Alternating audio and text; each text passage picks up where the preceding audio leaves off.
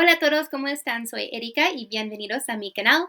Hi everyone, my name is Erica and welcome to my channel. If you're new here, I'm a professional Spanish teacher who uploads video lessons here on YouTube. So if you're wanting to learn the language, I recommend that you check out the rest of my channel.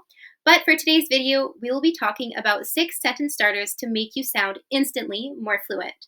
So if you're just beginning to learn the language, you probably start most of your sentences with the subject and then the verb, like yo, como, tacos, which is fine. But if you listen to any native Spanish speaker, they actually have a lot more variety in the way that they start their sentences. So in this video, I'm going to be giving you 6 different sentence starters that you can just add at the beginning of your sentence. And here are, for example, the situations in which you would use them. So for example, to explain or justify, to shift tone, etc. Okay? So without further ado, let's get started. And if you like this video, please like, comment, and subscribe. Bueno, okay, vamos. So we're going to start with the first one, and we can use this when we want to explain or justify ourselves, okay?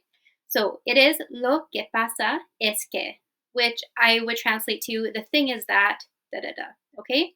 This can also be used to soften the tone of something. So if we look at the first example, lo que pasa es que no tengo tiempo.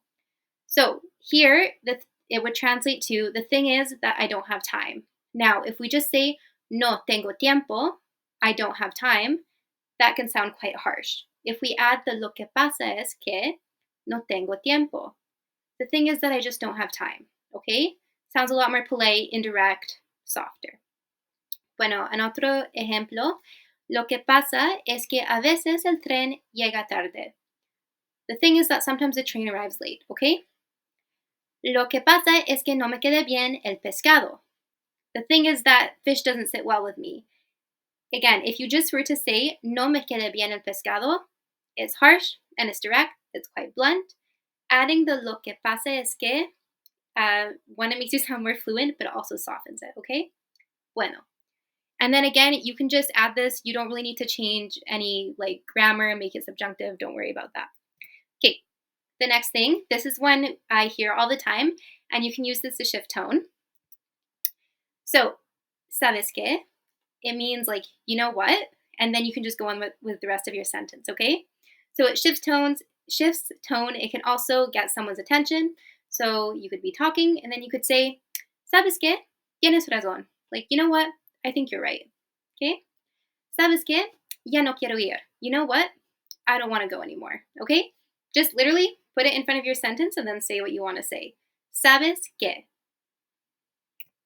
All right, tercero, this is how, again, to sound a lot more natural and reflective. La verdad es que, to be honest, the truth is, da da da, okay? So this is great when you're expressing your thoughts and you're trying to sound a lot more reflective and honest. So, la verdad es que es muy difícil para mí. The truth is that it's really hard for me, okay? Again, it softens it. If you're just going to say, es muy difícil para mí, it's quite blunt, all right? La verdad es que no me encanta la idea. The truth is, I don't really like the idea. Okay? So, again, it softens what you're trying to tell the person. And again, it just adds that extra bit of fluency to your vocabulary. Bueno, okay. El cuarto. This is a native pause or hesitation. So, literally, I hear this all the time when I was working in Spain. And it's a ver. So, you can kind of just say this when you are like trying to think, you're taking a pause, you don't really know what to say next. A ver. And it kind of means, let's see. So an example is, a ver, creo que fue el martes.